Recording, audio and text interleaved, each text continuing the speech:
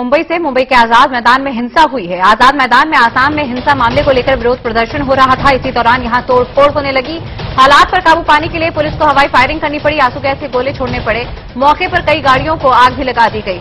आपको बता दें, यहां पर उम्मीद की जा रही थी कि 100-150 तक के तादाद में लोग इकट्ठा होंगे इस प्रदर्शन को अंजाम देने के लिए, लेकिन यहां पर उम्मीद से ज्यादा लगभग 2000 के करीब प्रदर्शनकारी इकट्ठा हो गए, जिसकी वजह से काफी ज्यादा स्थिति तनावपूर्ण हो गई। इसके अलावा यहां पे भड़काऊ भाषण भी दिए जा रहे थे और हाथ में लोगों के प्रदर्शनकारियों के पत्थर जैसी चीजें भी थी, जिससे किसी को भी हानि या क्षति पहुंच सकती थी। और इन तमाम चीजों को देखते हुए, स्थिति को बिगड़ते हुए देखते हुए भीड़ को तितर करना पुलिस ने सही समझा, जिसकी वजह से पुलिस को यहां पे हवाई फायरिंग करनी पड़ी।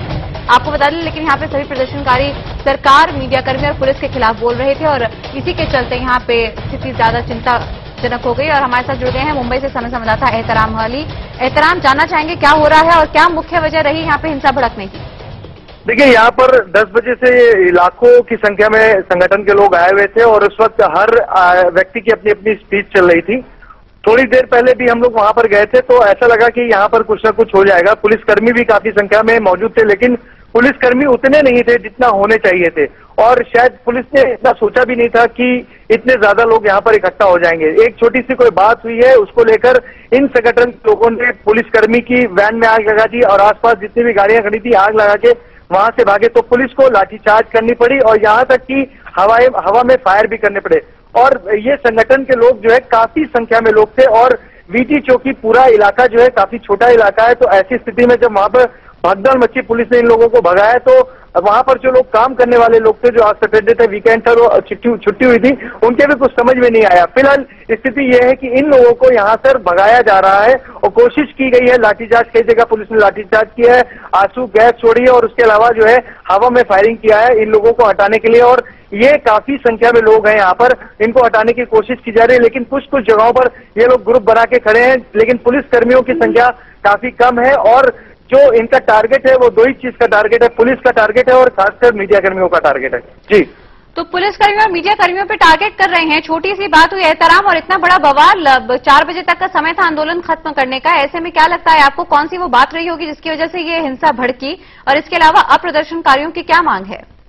देखिए, जो भी प्रदर्शनकारी थे सुबह 10 बजे से उनका अपना अपना मीटिंग चल रहा था और उनकी जो मीटिंग होती थी काफी भरपूर मीटिंग होती थी, तो ऐसी स्थिति में यहाँ पर जो उनकी मांग थी वो बर्मा को लेकर मांग थी कि वहां पर प्रशासन ठीक तरीके से व्यवहार नहीं कर रहा है, दोहरी नीति कर रहा है, तो इसका सीधे साफ तौर पर यही डिमांड थी। लेकिन अंत होते होते ऐसा लगता था कि ये लोग कुछ प्लान करके आए थे क्योंकि आप देखिए जो गाड़ियां जिस तरीके से जलाई हो, जिस तरीके से ये लोग हाथ में तख्तियां डंडे लेके आए थे, ऐसा लगता है कुछ प्लान करके जरूर आए थे। लेकिन ये लोग क्या पूरी तरीके से प्लान करके आए थे ये पता नहीं, लेकिन जिस तरीके से वीटी स्टेशन के आसपास का माहौल है उसे देखते हुए लगता है कि पूरी तरीके से प्लान करके आए थे और इसीलिए सारी चीजें हुई। जी एहतराम, एक बार मुद्दे को भी स्पष्ट कर दीजिए, क्योंकि यहाँ पे खबरें लगातार मिल रही हैं कि असम में हुई जो दो समुदाय के बीच में दंगे हुए थे और जो जिस तरह से वहां पे हालात काफी तनावपूर्ण पैदा हो गए हैं, कोकराझार की खासकर बात करें, इस मुद्दे को लेकर यहाँ पे प्रदर्शनकारी इकट्ठा हुए थे ऐसे दंगों के विरोध में। लेकिन यहाँ पे बर्मा के मुतालिक आप बता रहे हैं कि कोई मांग रखी गई है, तो मुद्दा क्या है, बात क्या है इन प्रदर्शनकारियों की?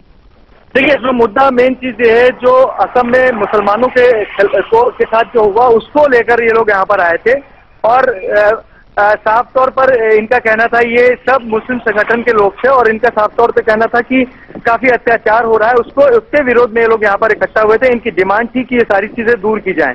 जी एहतराम, इस बीच आपसे ये भी जानना चाहेंगे फिलहाल ताजा स्थिति क्या कहती है, वहां पे किस तरह के हालात बने हुए हैं और पुलिस को क्या उम्मीद है, कब तक स्थिति पे काबू पा लिया जाएगा? देखिए, ताजा हालात ये हैं कि यहाँ की जो स्थिति है वो वीटी के आसपास जो 500 मीटर यानी आधा किलोमीटर की जो दूरी है उस रेडियस से इन लोगों को खदेड़ने की कोशिश की जा रही है, लेकिन अभी भी जो है ये लोग पूरी तरह से नहीं निकल पाए हैं और 1-8 किलोमीटर के अंदर चारों तरफ ये लोग हैं मौजूद हैं और कोशिश पुलिस की ये की जा रही है कि जल्द से जल्द इनको यहाँ से हटाया जाए, ग्रुप को ब्रेक किया जाए, क्योंकि ग्रुप में ये लोग हैं संख्या में, काफी संख्या में। तो अब स्थिति यह है कि इनको हटाने की कोशिश की जा रही है, लेकिन सबसे ज्यादा मुश्किलें उन लोग के साथ आ रही हैं। मान लीजिए ये ग्रुप जो है, अगर पुलिसकर्मी कम होते हैं, कम संख्या में होते हैं, तो ये लोग उनके ऊपर अटैक करने की कोशिश करते हैं, या मीडिया कर्मी 1-2 की संख्या में होते हैं तो उनको कम से कम घेरने की कोशिश में लगे हुए हैं। जी एहतराम, इस बीच आपसे ये भी जानना चाहेंगे, यहाँ पे जो हजारों हजार की संख्या में लोग इकट्ठा हुए, ये किसी संगठन से ताल्लुक रखते हैं या फिर ये आमजन इकट्ठा हुए थे इस कॉमन कॉज के लिए और इस मुद्दे को उठाने के लिए, इस मुद्दे को अपनी आवाज देने के लिए, या फिर यहाँ पर किसी संगठन का भी बल आपको देखने को मिल रहा है?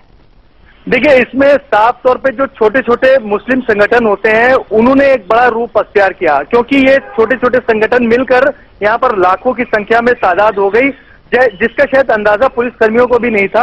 और अभी भी जो स्थिति है वो ये कह सकते हैं कि काबू में तो कर ली है पुलिस ने, लेकिन अभी भी मुंबई के ये वीटी के आसपास से काफी संख्या में ये लोग मौजूद हैं। जी, लेकिन पास ही में ईदगाह है और रमजान का पाक महीना चल रहा है और इफ्तारी का भी टाइम होने वाला है, नमाज के लिए लोग निकले होंगे। ऐसे में स्थिति पर काबू करना पुलिस के लिए भी बड़ा चैलेंज है।